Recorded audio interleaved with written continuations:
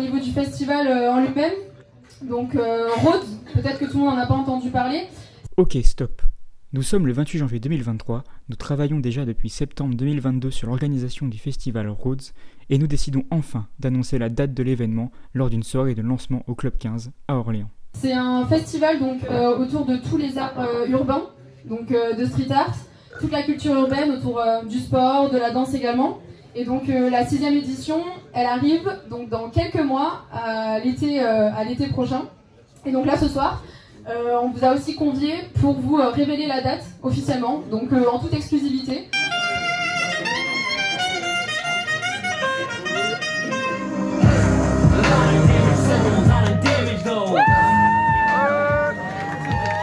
Et à partir de là, tout s'est intensifié.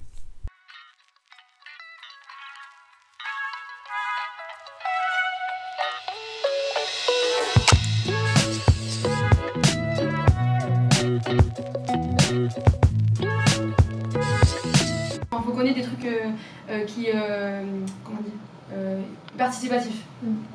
Franchement, il faut qu'il y ait ça aussi pour les adultes. En fait, c'est mis en parallèle avec le cellophane, du coup, là où la fresque collaborative, on voulait en faire quelque chose d'un peu plus pro, cool, joli, joli à voir. Ouais. Là où le cellophane, c'était plus un peu pour n'importe qui a envie de se tester, mais même les gens qui sont, juste qui ont envie de prendre une bombe et de faire des tests parce qu'ils ont envie de kiffer. C'est 6 heures environ, donc sur la journée, je suis pas sûre qu'il ait le temps de faire autre chose, sauf il faut qu'il mange aussi le midi, il y a pas mal de paramètres à prendre en compte.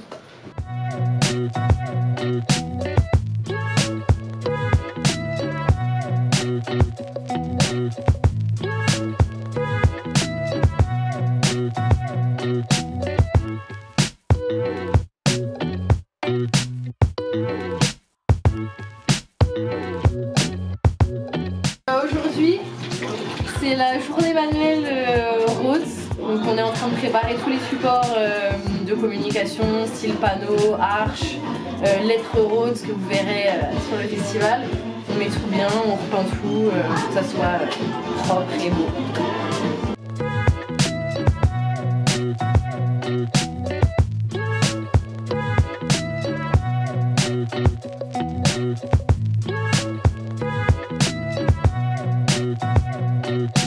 On prépare des petites nouveautés, quelque chose qui est fait chaque année, les lettres Rhodes, donc qui constituent le nom de l'événement.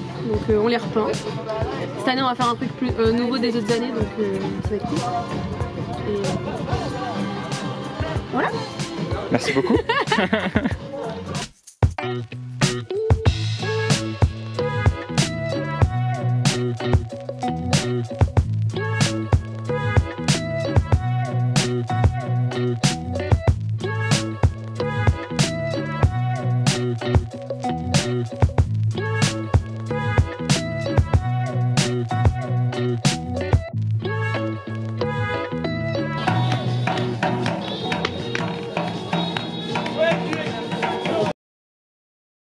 C'est pas mal ce qu'elle a fait parce que hop, check son DJ Moonrunner à 12h45, lancement 8h30, 9h, on pourra pas monter ses tentes. Donc là, le quatuor Paul, Thibaut et les 2 bénévoles Laura Negara, ils se chargent d'installer ces 3 tentes là à partir de 9h.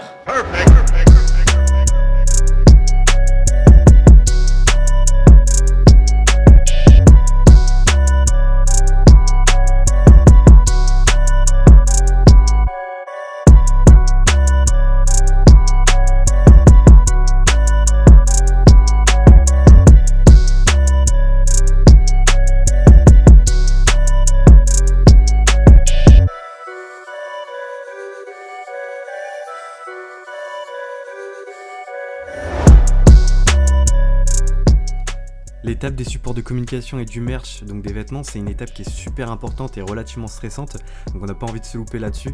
Déjà, faut trouver les idées, les partager au groupe, choisir la bonne idée, le bon design, et ensuite faut adapter tout ça pour que ce soit sur des t-shirts, tote bags, etc. C'est pas simple de trouver une idée qui convient à tout le monde et qui permet de diffuser le bon message et la bonne vibe. Et ensuite vient le moment final, le Graal. On reçoit les différents supports de com, le merch, on voit nos différentes créations visuelles sur des objets physiques qui vont être partagés et ça c'est complètement fou. C'est un moment fort car on réalise que tout ça, tout l'événement c'est bien réel et on y est. La soirée bénévole, c'était une soirée très chouette où on a pu rencontrer du coup la plupart de nos bénévoles. Ouais, l'objectif c'était vraiment que chacun sache un petit peu comment se positionner par rapport au festival, quelle mission il allait devoir remplir, quelle forme ça allait prendre, avec qui il allait se retrouver pendant cette journée. Donc on a été accueillis par l'Empreinte Hôtel, donc ça c'était super sympa, on était dans l'Empreinte Galerie très exactement. On a Lola qui nous a fait une petite présentation, donc déjà du projet en général avec le plan d'implantation, voilà, le déroulé de la journée, le conducteur. Et puis elle est passée donc, sur chacune des missions une par une en expliquant un petit peu voilà, à chacun quels seraient les objectifs de la journée.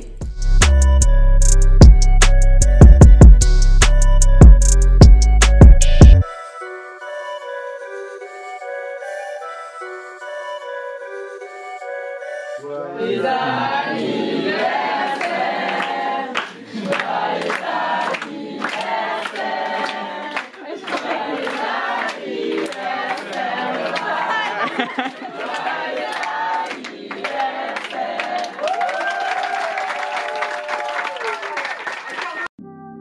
Et ensuite, du coup, on a eu un petit cocktail qui nous a été offert par l'Empreinte Hôtel avec des petites choses à grignoter. Donc c'était vraiment super sympa, très très gentil à eux.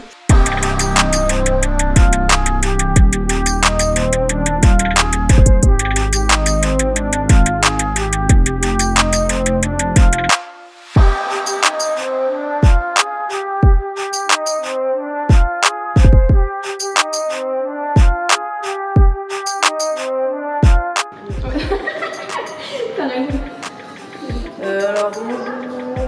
Tu peux pas débattre de ça. J'avoue, là, ça t'en pas. Faut pas faire ça. Il y a le manteau.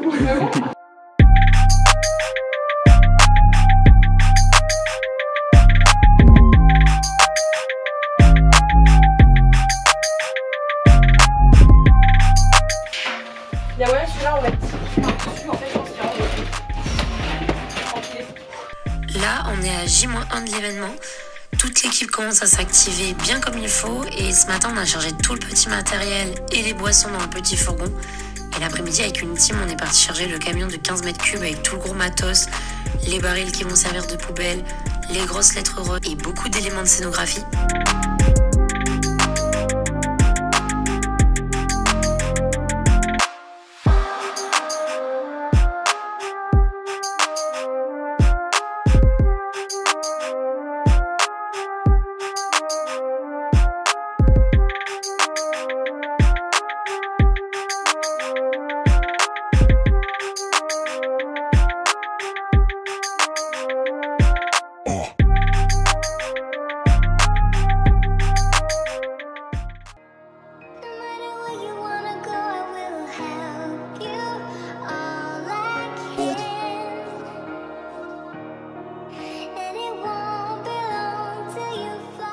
Pour le montage, on a commencé à 5 heures par décharger un de nos camions pour répartir tout et que ça puisse être facile d'accès après.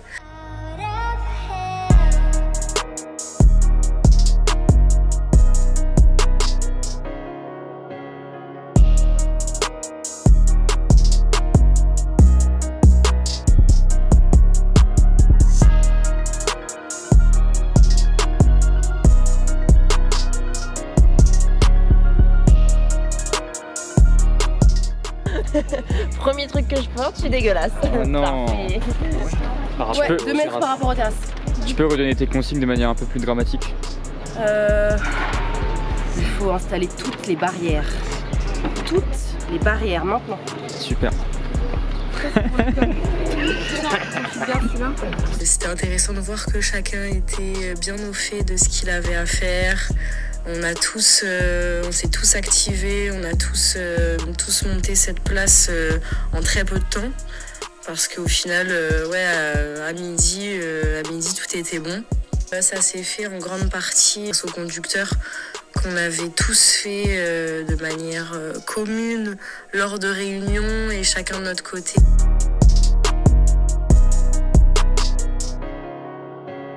Qui reste parce qu'on va les foutre devant la scène. Donc on va en avoir besoin et on va en avoir besoin de 2, une de chaque côté. Donc en fait on a besoin de 6 barrières, 1, 2, 3. On a besoin que de 6 barrières là, près de la scène. Par contre, on peut continuer à barriérer là-bas. Ah, ça. Les barrières là-bas. 1 mètre ou 2 mètres en extérieur quand même, parce que c'est là où il va y avoir de la peinture.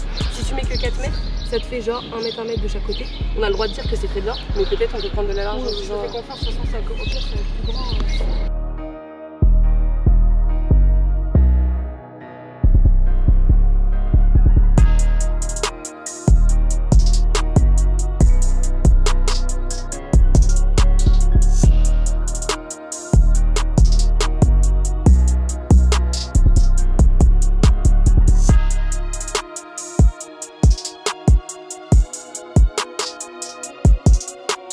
Le conducteur, ouais, en fait, il détaille toutes les missions qu'on a réalisées pendant le montage, mais aussi en amont, quart d'heure par quart d'heure, personne par personne. Comme ça, on sait ce qu'on a à faire, même si on n'est pas obligé de le respecter, évidemment, à la lettre. S'il y a une urgence, on traite l'urgence, évidemment, mais grâce au conducteur, on avait tous nos missions en tête et c'est grâce à ça qu'on a pu être très réactif et qu'on a monté le festival en 2 temps 3 mouvements.